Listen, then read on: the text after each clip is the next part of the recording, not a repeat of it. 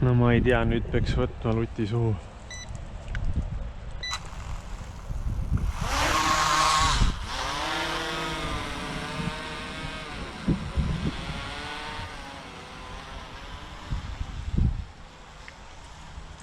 jah, ega ta eriti sõna ei kuula enam. Tiivad on nii vigastatud, et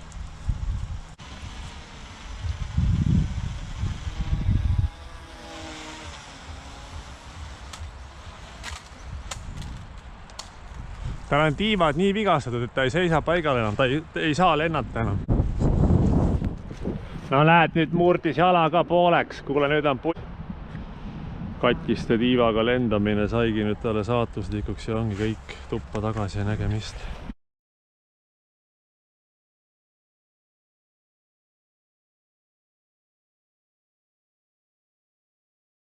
Ja üritame nüüd, see on siis kipsplaadi võrk, mis pannakse kipsplaadi vahele.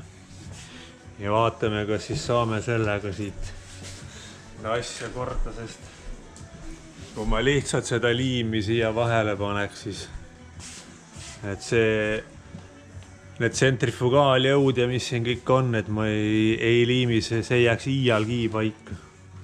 Kaamera lõi ka siit alt küljest lahti, siin on terve hunnik neid kummipukse all. Need sai ka siis siukest küüneviili ots, näed siin. Naisel õnneks hea küüneviili ots, kulli küüsekonksuga. Sellest oli palju abi.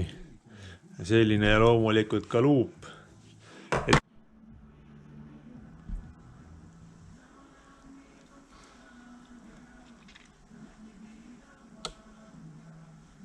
Kas panna tal niimoodi siit ümber see võrk ja siia niimoodi liimida, lõigata ta õigesse sellesse ja siit kõik see vahe lasta liimi täis ja panna, ma ei tea, vaata see võrk on, tema häda on selles, et ta on liiga suure silmaga. Ta võiks olla mitu korda tihedam, aga mul ei ole seda. Üks on isegi need võrgu otsad siit need. Tekib nagu ühtlane pind. No jah, et võimalikult oleksid.